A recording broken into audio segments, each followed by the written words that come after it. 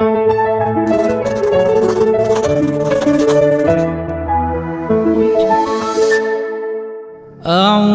بالله من الشيطان الرجيم.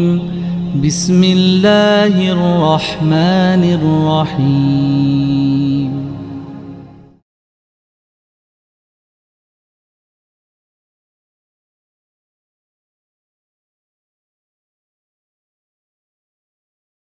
Bismillahirrahmanirrahim.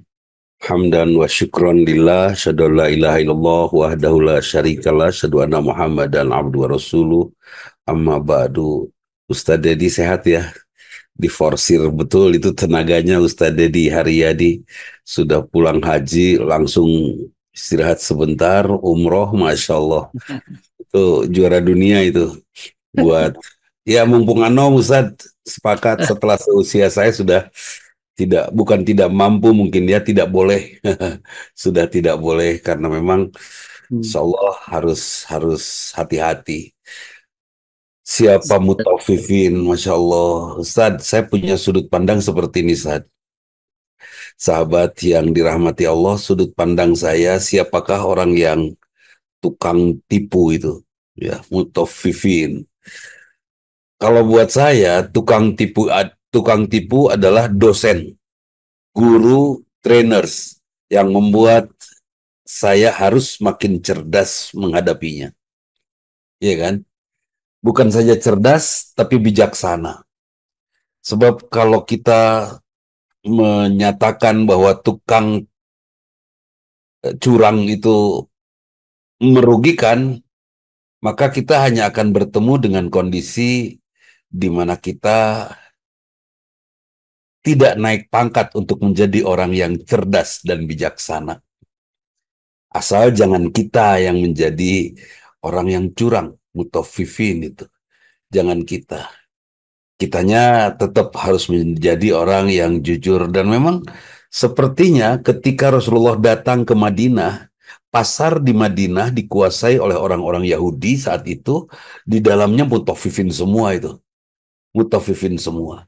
Dan Rasulullah datang diganti dengan cara berdagang yang syariah, maka mutafifinnya perlahan pergi. Dan ketika pasar syariah ini ditegakkan oleh Rasulullah SAW bersama para sahabatnya, warga Madinah relatif semuanya makmur.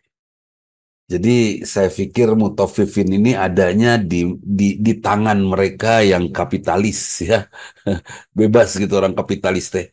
Seolah-olah ada dulu dalam waktu masa kuliah saya punya teman-teman yang seperti itu, disebutnya orang-orang yang menganut faham 3H.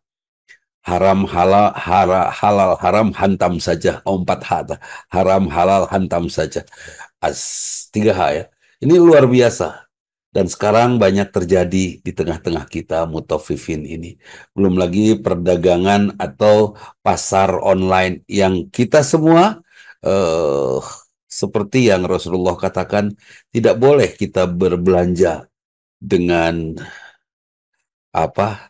membeli kucing dalam karung. Di iklannya ya yang itu, pas sampai ke rumahnya berbeda. Betul bendanya sama, bentuknya sama, tapi kualitasnya beda. Kan gitu.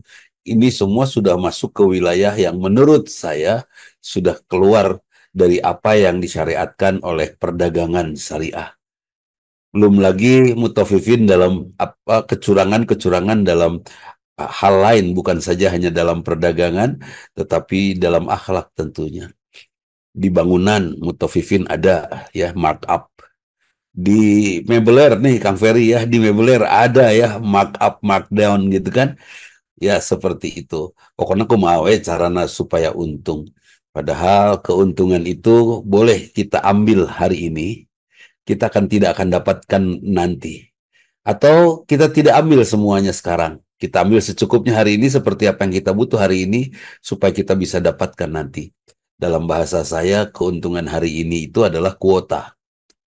Kalau saya punya kuota untuk 1 bulan itu 30 giga, maka saya akan habiskan 1 hari 1 giga. Kurang mungkin. Ya, untuk siap-siap. Hari ini saya habiskan 1 giga, besok setengah giga. Karena saya khawatir nanti tanggal 28 saya butuh 2 giga. Kan itu ya. Jadi tidak saya habiskan sekarang kuota itu. Keuntungan itu tidak akan saya rengkuh sekarang hari ini. Supaya saya bisa sampai di akhir masa keberlakuan dari apa namanya dari kuota itu di akhir bulan. Seperti itu sama dengan kelakuan mutafifin yang tidak pernah mengenal haram halal, apalagi tentang rugi untungnya orang lain. Yang dia pikir hanya dirinya saja yang harus memiliki keuntungan. Masya Allah. Kira-kira ini Kang Budi Dilan, Budi Mulyanto ini Budi Dilan. Kang Dilan, kira-kira kalau seandainya apa namanya saya curang hari ini dan saya tidak peduli dengan perasaan rugi orang lain atau dengan keadaan rugi orang lain, kira-kira Allah akan biarkan saya lancar nggak sih sampai husnul khotimah? Kan itu ya. Sehingga nama nggak akan merugikan orang lain seperti orang yang berhutang dan tidak membayar. Ya kan? Dan saya yakin analogi hutang tidak membayar ini, orang yang berhutang tidak membayar dengan sengaja tidak mau bayar itu tidak akan mendapatkan pintu surga. Sama dengan mereka yang mutaffifin, mereka yang curang. Ya. Sepertinya dia tenang-tenang aja dapat untung besar saat ini. Ya Allah.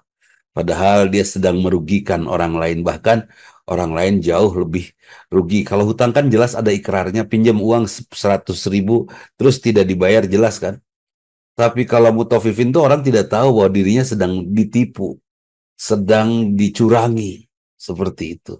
Nah, dari sisi itu dosa jelas. Yang jelas buat saya, Ersyad, buat Bapak mah, orang yang mencurangi Bapak, insya Allah Bapak sebut sebagai trainers.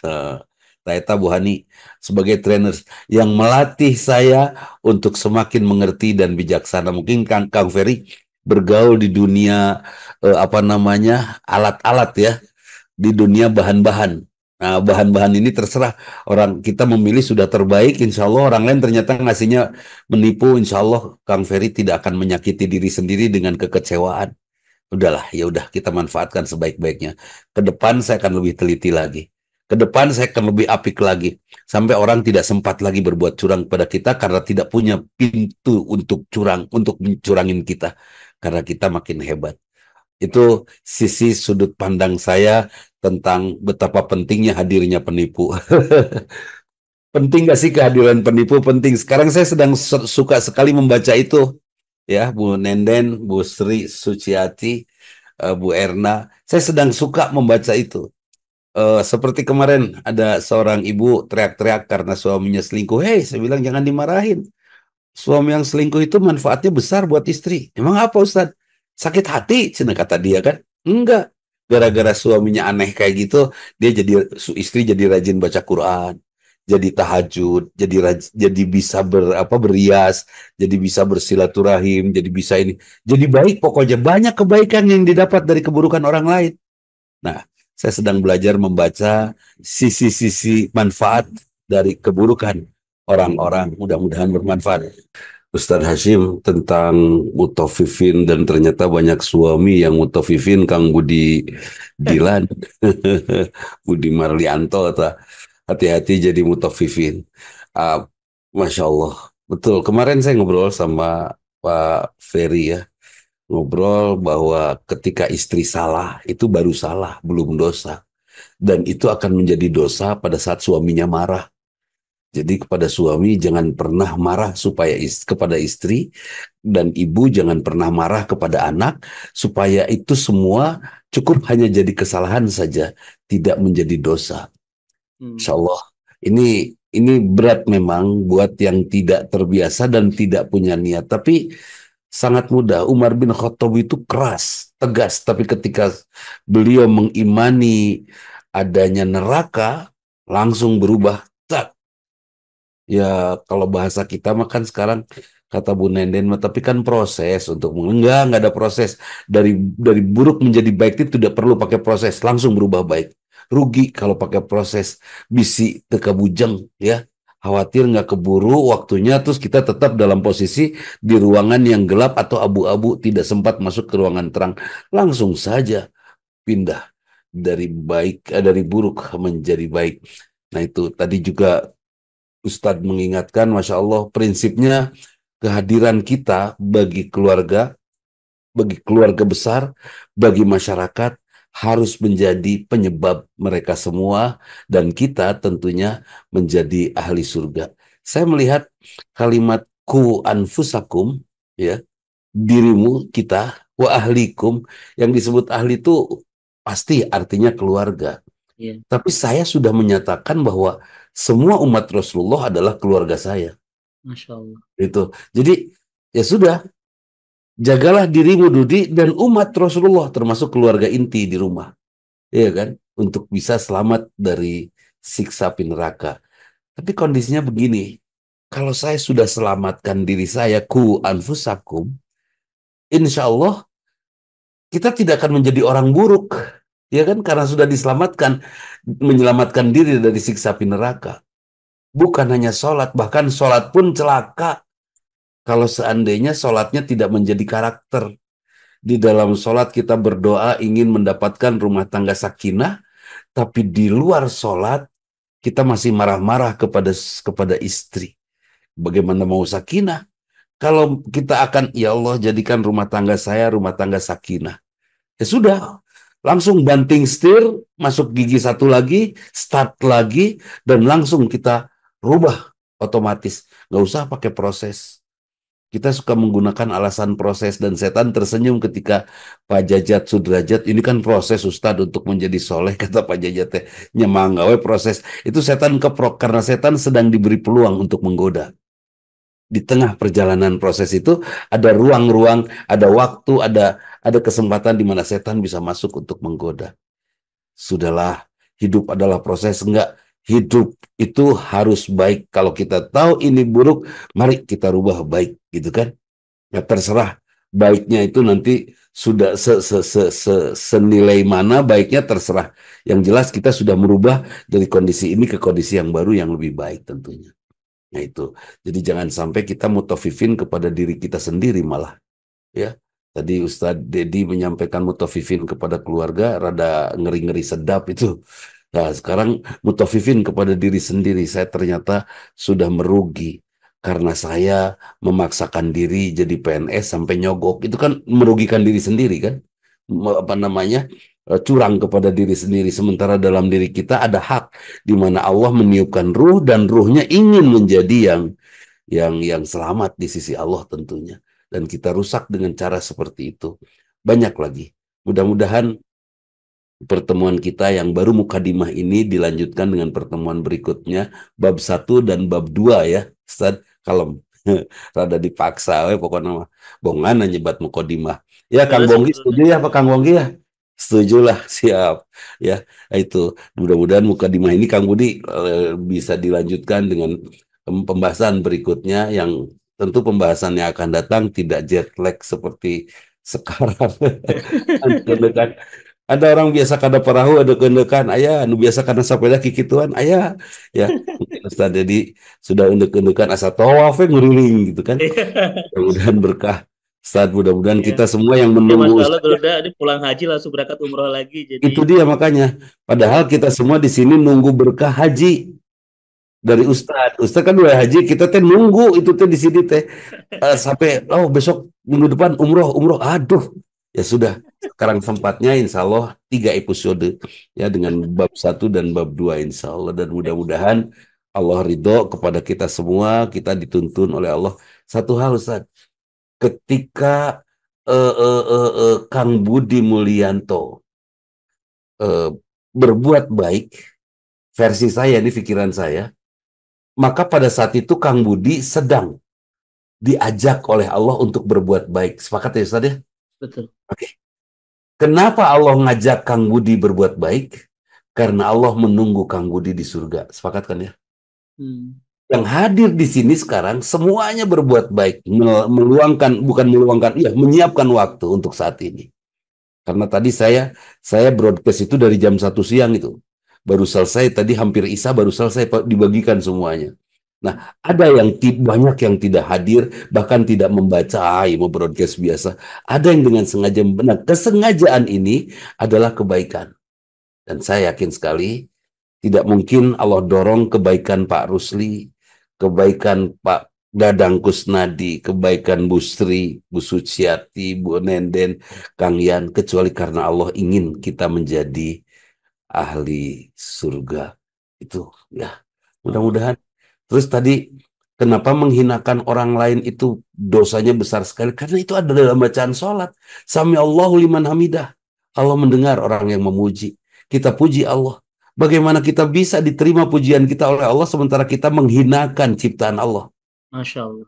Iya kan, kita memuji Allah, aduh Allah hebat, tapi ciptaannya tidak diindahkan oleh kita. Sebut saja kalau Kang Ferry ini membuat kursi. Saya sebut Kang Ferry itu hebat, tapi kursinya terus di tejihan, di tajongan, di picenan, di baledog-baledogan. Kira-kira Kang Ferry ngamuk tuh sih? Mungkin ngamuk itu. Dan Allah juga marah.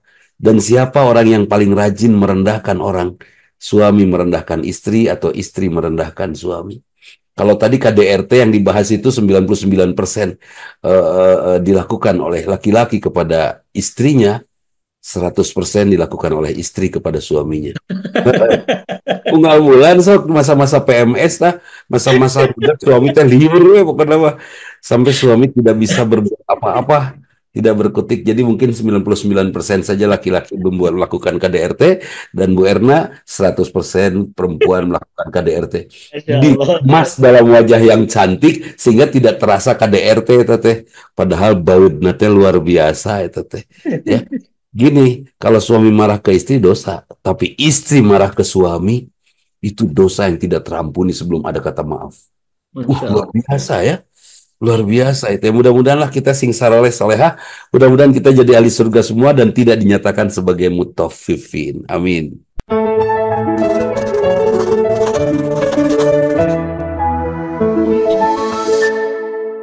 أعوذ بالله من الشيطان الرجيم بسم الله الرحمن الرحيم